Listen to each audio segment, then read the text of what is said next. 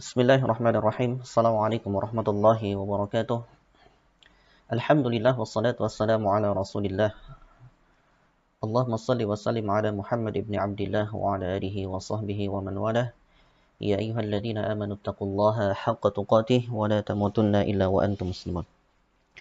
Ma'asyiral ikhwah rahimani wa rahimakumullah. Alhamdulillah kita dapat berjumpa kembali pada pertemuan yang ke-23 dan insyaallah pada kesempatan kali ini kita akan membahas salah satu hukum yang berikutnya, yaitu hukum mithlain. Ya.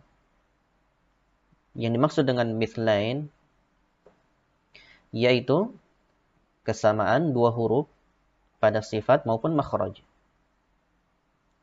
Huruf yang pertama berharakat sukun dan kedua huruf hidup.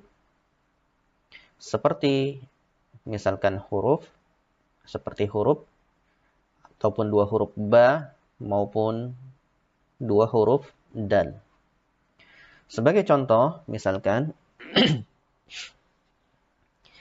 idrib bi'asak.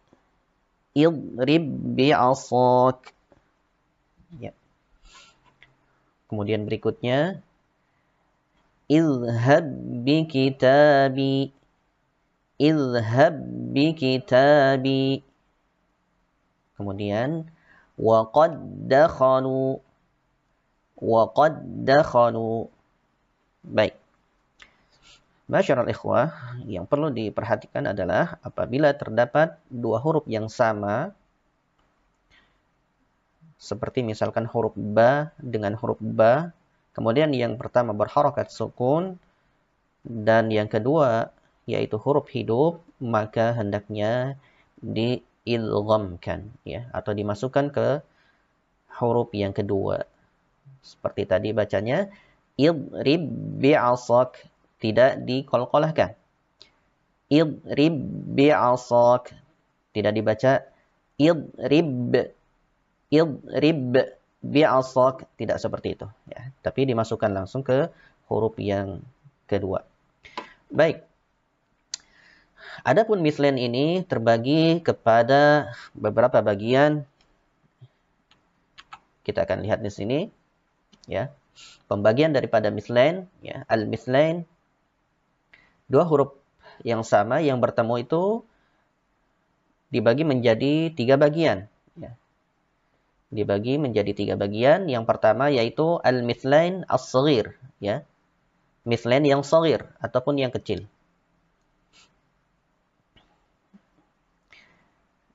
Dinamakan demikian jika kasusnya adalah huruf yang pertama berharakat sukun ataupun mati dan yang kedua huruf hidup.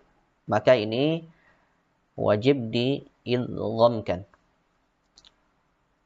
Wa qad dakhalu idrib bi'asak. Baik. Berikutnya yang kedua yaitu al-mithlain al-kabir, ya. Ataupun mithlain besar, ya. Yaitu kasusnya jika kedua hurufnya adalah huruf hidup, ya. Contohnya misalkan la dhahaba bisam'ihim. La dhahaba bisam'ihim. Kemudian manasikakum. Manasikakum. Baik. Untuk yang kedua ini, maka riwayat Hafs an Asim itu membacanya dengan jelas kedua-duanya, ya. La dhahaba bisam'ihim, tidak dibaca la dhahab bisam'ihim, tetapi dibaca jelas la dhahaba bisam'ihim. Kemudian berikutnya manasikakum, tidak dibaca manasikum, tetapi manasikakum, dibaca jelas kedua-dua hurufnya. Kemudian yang ketiga, bagian ketiga daripada mithlain ini adalah mithlain al-mutlaq, al-mithlain al-mutlaq. Ya. Kasusnya yaitu jika huruf pertama adalah huruf yang berharokat ataupun huruf hidup, ya. Kemudian yang kedua adalah huruf mati, ya. Yang pertama hidup, yang kedua huruf mati. Berarti ini kebalikan daripada yang pertama ini, ya. Berarti kebalikan dari yang pertama ini.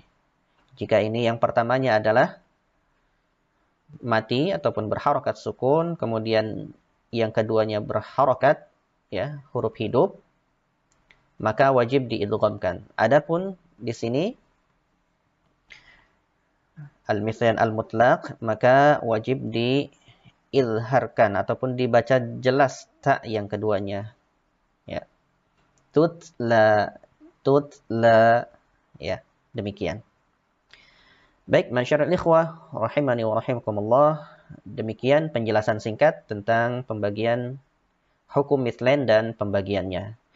Insyaallah pada pertemuan berikutnya kita akan mencoba untuk berlatih membaca daripada mislan ini.